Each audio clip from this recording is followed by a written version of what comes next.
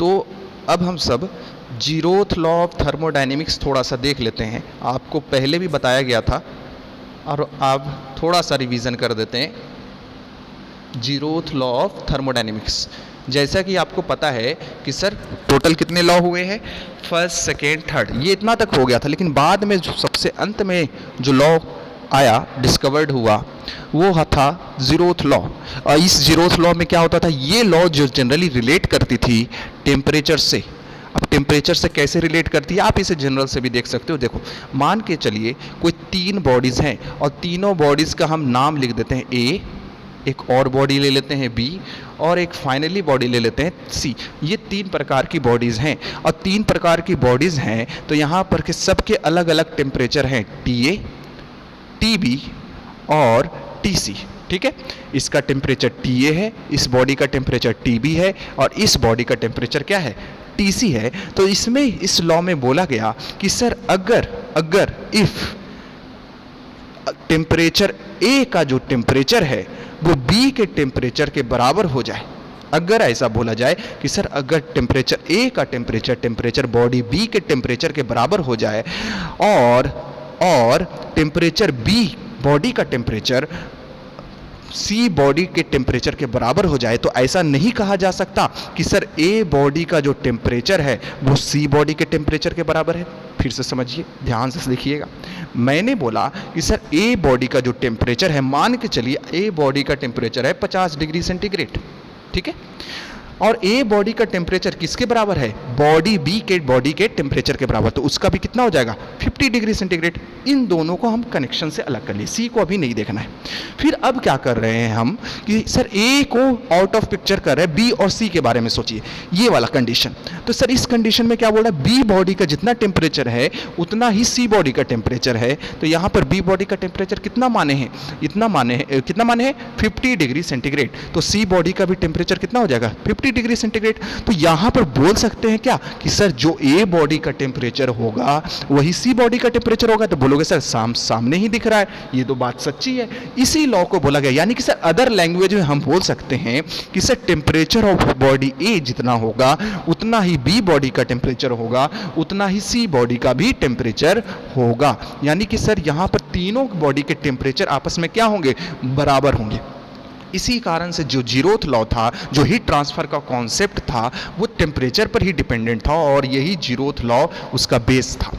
ठीक है, तो यहाँ पर आप किसी भी हाइट में भी लेना चाहते हो तो हाइट में भी ले सकते हो। जैसे A बॉडी का हाइट जो है B बॉडी के बराबर है, B कोई मैन है, A कोई मैन है, दोनों की हाइट बराबर है। B ने बोला कि मैं C के हाइट के बराबर हूँ, तो वो ऐसा नहीं बोल सकते कि सर तीनों की हाइट बराबर है, क्योंकि तीनों आपस में इक्वालिटी का लॉ का पालन करते हैं, फॉलो करते हैं। तो ये आपकी जीरोथ लॉ थी, यानी जीरोथ लॉ का यही एक कंडीशन है कि सर अगर 3 बॉडीज़ हैं A, B और C, अगर बॉडी A का टेम्परेचर, इफ़ बॉडी A का टेम्परेचर B बॉडी के बराबर है और बॉडी B का टेम्परेचर C बॉडी के बराबर है, तो हम अब खुद से ही कंडीशन एक निकाल सकते हैं कि A बॉडी का टेम्परेचर C बॉडी के बराबर होगा। ठीक है, यानी यहाँ पर दूसरे तरफ से भी बोला जा सकता है कि तीनों बॉडीज़, जो 3 बॉडीज़ हैं A, B, C, उनका टेम्परेचर आपस में क्या होगा, बराबर होगा। यही आपका क्या कहलाता है, जीरोथ लॉ। तो आपने टेम्परेचर मापने के, टेम्परेचर को मेजरमेंट करने की 3 चीज़ें आपने पढ़ी होंगी। कौन कौन सी वो चीज़ें, स्केल थी? एक पढ़ा होगा आपने डिग्री सेंटीग्रेड, एक फ़ारेनहाइट और एक केल्विन। एक डिग्री सेंटीग्रेड, एक फ़ारेनहाइट और एक केल्विन आपने पढ़ा होगा। ठीक है, तो सर इसके बीच भी एक रिलेशन होता है जो हम कन्वर्ट कर सकते हैं। जैसे कि आपको दे दिया जाए कि हमारे बॉडी का नॉर्मल टेम्परेचर कितना होता है 37 डिग्री सेंटीग्रेड, तो फ़ारेनहाइट में कितना होगा, तो ये सारी चीज़ें आप पता कर सकते हो। जैसे कि वो रिलेशन क्या है वो मैं लिख देता हूँ। वो रिलेशन है जो इन तीनों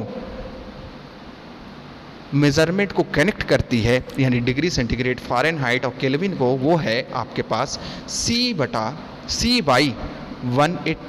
बाई 100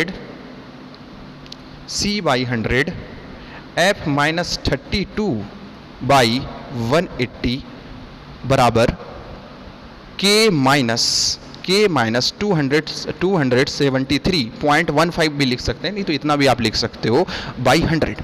अगर हम इसी को हम बदल के लिखना चाहें तो सर 0 से 0 तीनों में कैंसिल आउट हो जाएगा। इसे हम काटें तो सर यहाँ 5 आ जाएगा, यहाँ 9 आ जाएगा और यहाँ पर फिर आ जाएगा 5। तो सर यहाँ पर आपके पास ये तीनों के बीच में एक रिलेशन आपके पास आ चुका है, c/5 बराबर f माइनस 32/9 बराबर कितना हो जाएगा के माइनस 273/5।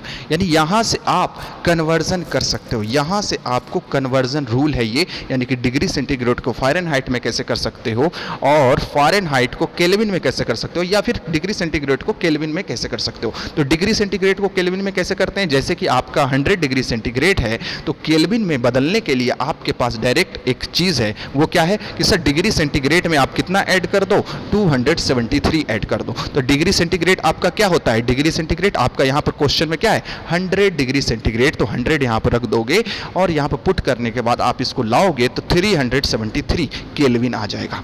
यानी ये आपका क्या मेजरमेंट के तरीके हैं। कुछ और भी एग्जांपल लेते हैं हम लोग। तो मैंने यहाँ पर एक रिलेशन लिखा था, वो मैं लिख देता हूँ फिर से। वो रिलेशन क्या था, आपके पास तीनों रिलेशन आपको याद होने चाहिए, c/5 f minus 32/9 and again के माइनस 273.15 लिखिए या फिर आप लिखो इतना, ठीक है। तो सर यहाँ पर मैं मान के चलता हूँ हमारा बॉडी टेम्परेचर होता है 37 डिग्री सेंटीग्रेड। इसी को हम सब जानना चाहते हैं कि फ़ारेनहाइट में कितना होगा, तो मैं क्या करूँगा, इन दोनों के बीच का रिलेशन लूँगा। तो यहाँ पर मैं देख लेता हूँ c/5 f माइनस 32/9, तो यहाँ पर मैं पुट कर देता हूँ 37/5 डिग्री सेंटीग्रेड के जगह, और यहाँ पर आपका आ जाएगा f माइनस 32/9।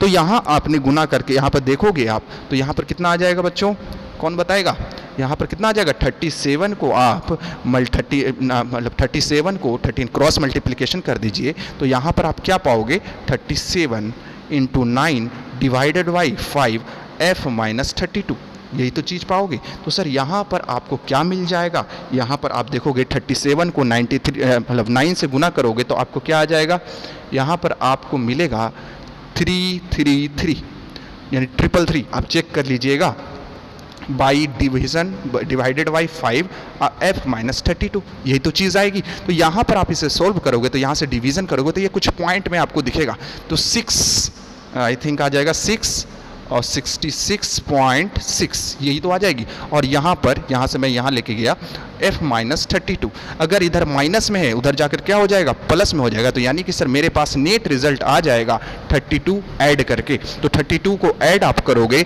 तो 8.6 और 98, यानी सर यही आपकी फ़ारेनहाइट में, यानी कि सर जो ह्यूमन बॉडी टेम्परेचर 37 डिग्री होता है उसे आप फ़ारेनहाइट में इस प्रकार कन्वर्ट कर सकते हो।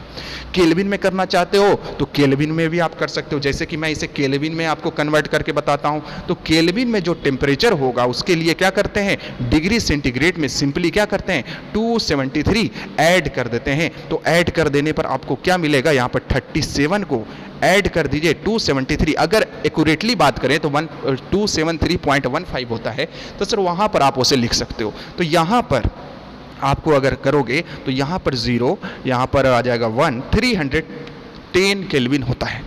यानी सर हमारे बॉडी का टेम्परेचर तीनों आपको एग्जाम में अगर पूछ दिया जाए कि सर केल्विन में कितना होगा, डिग्री सेंटीग्रेड में कितना होगा, फ़ारेनहाइट में कितना होगा, तो सर आपका 1 नंबर के लिए 1 मार्क के लिए क्वेश्चन बनाया जा सकता है।